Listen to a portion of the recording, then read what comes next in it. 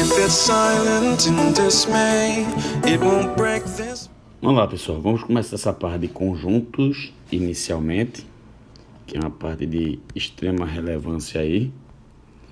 E quando a gente começa a trabalhar com conjuntos, começamos a trabalhar nessa parte introdutória de linguagem dos conjuntos. Normalmente podemos representar os conjuntos de diversas maneiras e comumente os conjuntos são simbolizados por letras maiúsculas. Uma forma de representar é por meio de enumeração. Então, uma forma de representar os conjuntos seria, por exemplo, conjunto das vogais. Deixa eu diminuir um pouquinho aqui.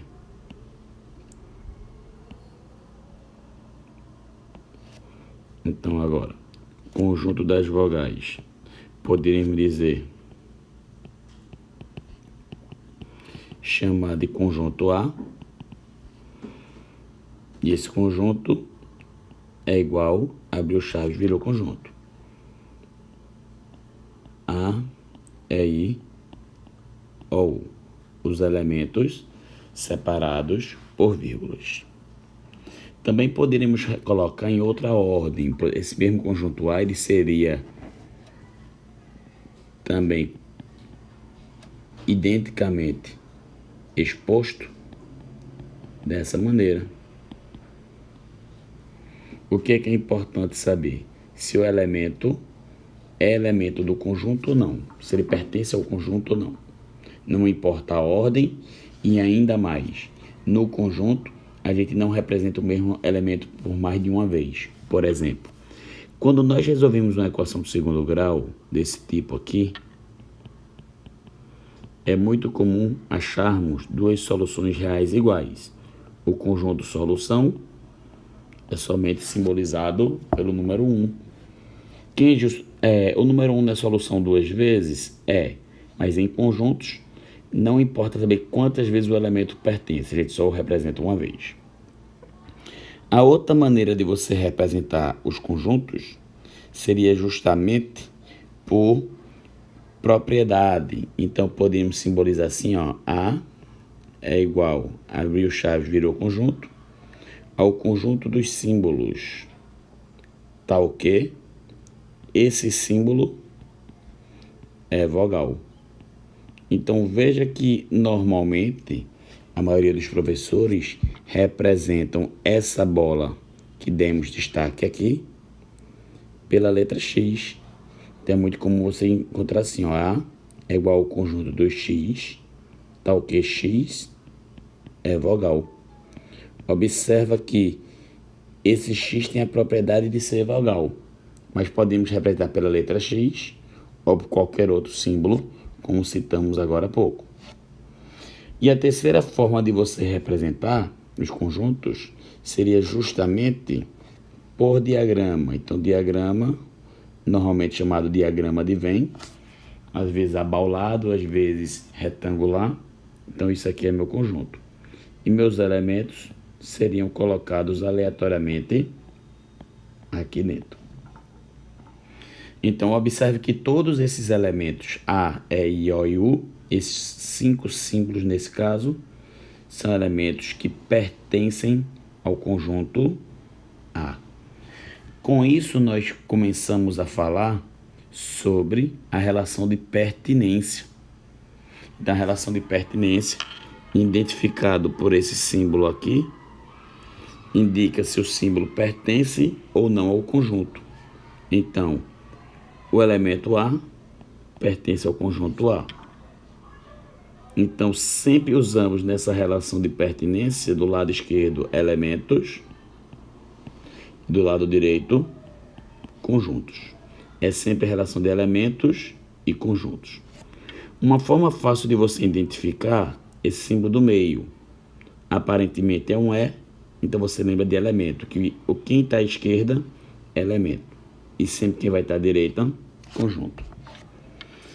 A pergunta que segue, será que esse símbolo aqui pertence ao conjunto A?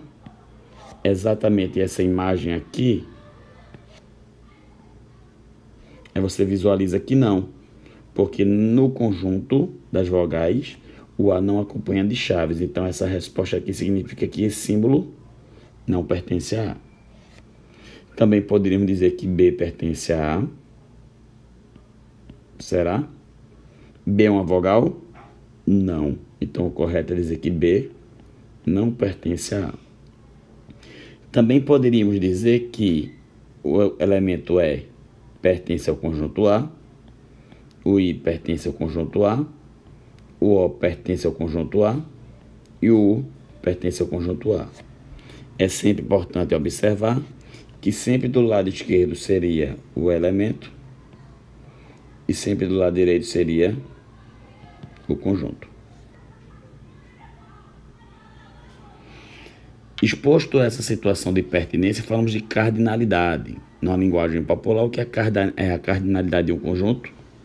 Significa o número de elementos do conjunto. Então, normalmente, a cardinalidade do conjunto A simbolizamos assim, número de elementos de A. Também é mais universalmente explicado ou exposto assim, como se fosse um hashtag A. Isso aqui significa que o conjunto A citado anteriormente, que é o conjunto das vogais, facilmente sabemos que tem 5 elementos. Então, o número de elementos de A é 5 e assim o representamos.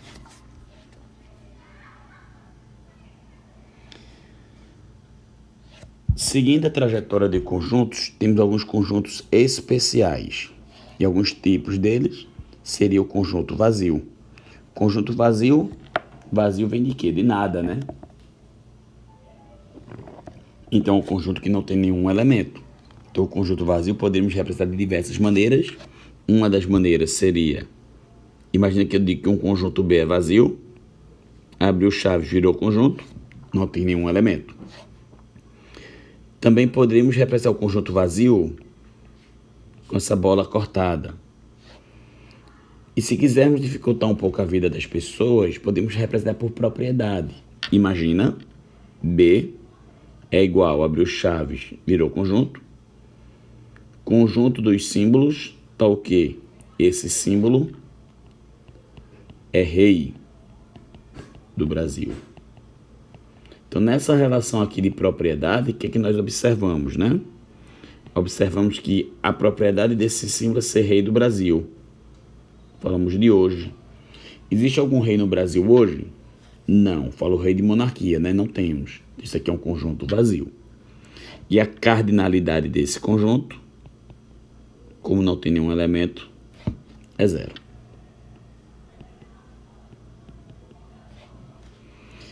Já o segundo tipo de conjunto bem conhecido é o conjunto unitário.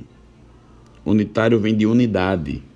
Então, poderíamos representar facilmente por quem? Podemos falar, por exemplo, que seja P é igual ao conjunto dos símbolos, tal que esse símbolo é presidente da República do Brasil. Sem campanha política, nesse exato momento, o presidente do Brasil equivale a Bolsonaro. Então, é um conjunto que só tem um elemento. Então, a cardinalidade dele é igual a 1. É uma forma de representar esse conjunto. Se quisermos representar por diagrama, isso aqui seria um exemplo. Beleza? E o tão polêmico conjunto universo? É muito comum a gente achar que o conjunto universo é o conjunto de todas as coisas do mundo. O conjunto universo é o conjunto que qualquer elemento citado numa situação, em qualquer conjunto, será elemento também do universo. Então, quando eu era mais novo, eu achava que o conjunto universo era o conjunto de todas as coisas do mundo. E não. Por exemplo, se nós estivéssemos falando do conjunto das vogais, se eu estivesse falando de um outro conjunto D, 1 e alfa, lembrando que a cardinalidade aqui de A é 5 e a cardinalidade de D é 2. O menor conjunto universo que eu poderia citar, que normalmente é simbolizado pela letra U, teria que ter todos esses outros elementos. Então, eu poderia dizer que o conjunto universo, o menor conjunto universo citado numa situação falando do conjunto A e D, seria o conjunto formado por A, EI, O e U, 1 e alfa. Que o conjunto universo só poderia ser esse? Não, ele poderia ser maior, mas o menor conjunto universo que eu poderia citar seria esse.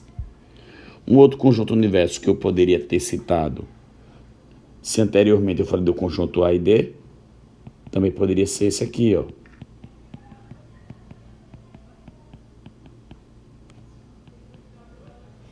Veja que qualquer elemento aqui desses conjunto universo,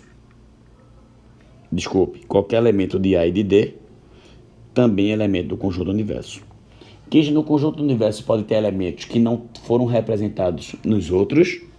E a resposta é sim. Beleza?